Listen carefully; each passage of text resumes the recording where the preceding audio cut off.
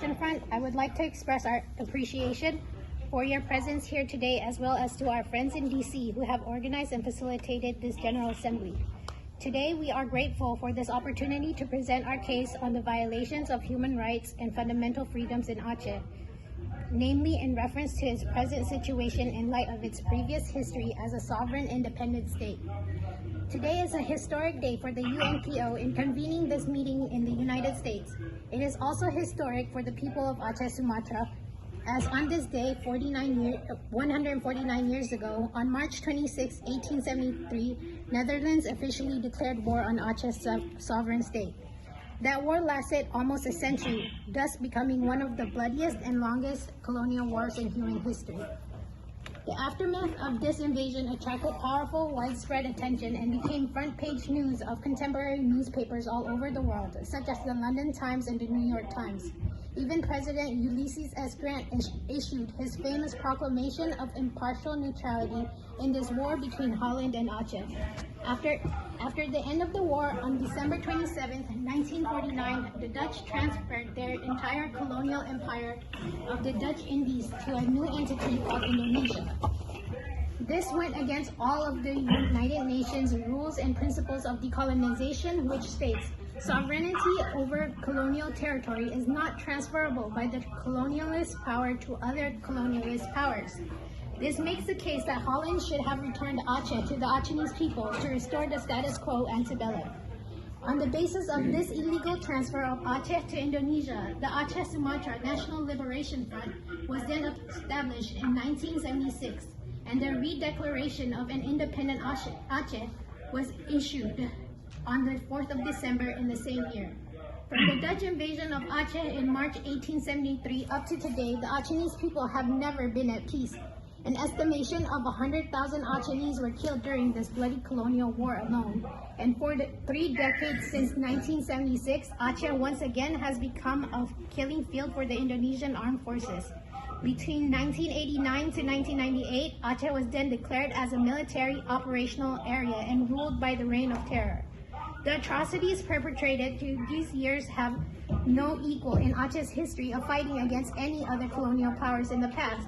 Arbitrary arrests, extrajudicial killings, routine torture, and disappearances of thousands of civilians have become commonplace.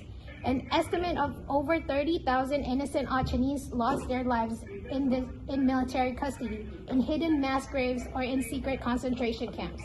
These military operations continued unabated with the same intensity and brutality, and martial law was then imposed between May 2003 and May 2004. Thus, another reign of terror was again in progress until Aceh was devastated by the Indian Ocean deadly tsunami on the Boxing Day of 2004. This natural disaster, coupled with a prolonged war, had brought the warring parties, the Republic of Indonesia, and the Free Aceh movement to sign a peace deal known as the Memorandum of Understanding in Helsinki, Finland. One of the many provisions in the MOU is the establishment of 2 human rights institutions, Human Rights Court and Trust and Reconciliation Commission. But despite this deal, political and human rights solutions remain unresolved. The Regional House of Representatives enacted a bylaw with regard to TRC on December 31st, 2013, but Human Rights Watch stated that the violations in Aceh were too serious to be addressed only by the Truth Commission, which cannot impose criminal penalties.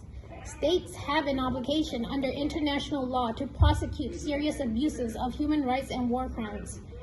As the territory was unlawfully occupied by the Netherlands and then handed over to Indonesia without due process of the United Nations principles on decolonization, Aceh should have been restored as an independent state again. The UNESCO document 23, 1990, paragraph 40, affirmed as follows: it is widely accepted that a group of people that is presently subjected to military occupation, that traditionally has formed a nation of its own or has been part of a different nation than the one which occupies it, is entitled to assert or to restore its self-determination.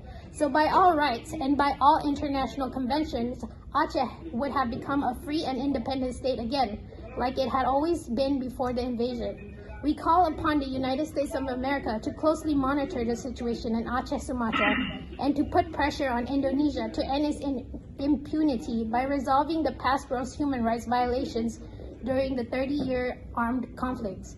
It is also the duty of the international community to prevent the political and human rights of the Acehnese from being usurped by Indonesia on the grounds of territorial integrity and the internal affairs of the Republic of Indonesia. Finally, we call on the international communities to support the people of Aceh in this struggle for justice, democracy, self-determination, and independence. We call on all states, nations, and peoples all around the world to respect the demand of the people of Acheh-Sumatra, to exercise the right to decide and the right to secession. Thank you for your attention. Thank you.